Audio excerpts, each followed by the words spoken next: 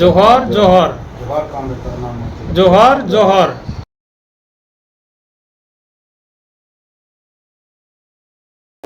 All India మహాసభలు జరుగుతున్న ముందు ఆయన చనిపోవడం ఏంటంటే నాకు చాలా బాధ అనిపిస్తుంది. ఆ కామ్రేడ్కు మన తెలంగాణ రాష్ట్రం మత్స్యకారుల సంఘం తరఫున తెలంగాణ రాష్ట్ర మత్స్యకారుల సంఘం తరఫున మనము ఆయనకు వినమ్రపూర్వకంగా శ్రద్ధాంజలి ఘటిస్తూ ఆయన కుటుంబానికి మనము సంతాపాన్ని తెలియజేస్తూ మన సంఘం తరఫున ఈరోజు సంతాప సూచకంగా ఆయన సముద్ర తీర ప్రాంతం రామేశ్వరం అనేటువంటిది ఈరోజు భారతదేశంలో ఒక విచిత్రమైనటువంటి పరిస్థితి.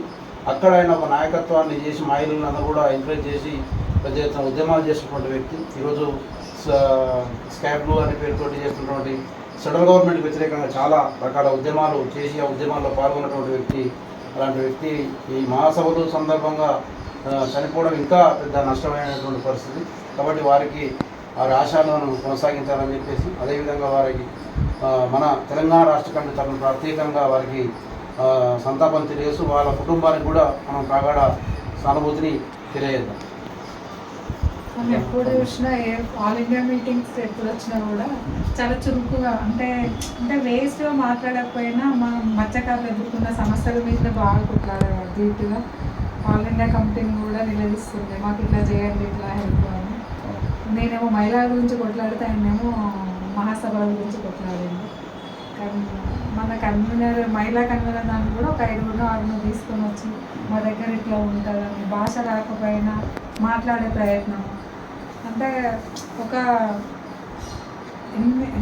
వయసుకు సంబంధం లేకుండా ఆయన మత్స్యకారుల కోసం చేసిన పనులు మాత్రం ఎప్పుడు మర్చిపోలేము. ఆయన స్ఫూర్తిని ముందు తీసుకెళ్తూ ఆయన ఆశయాలని కొనసాగిస్తామని ఆయన ఆత్మ శాంతి కలగాలని వాళ్ళ కుటుంబానికి ప్రగాఢ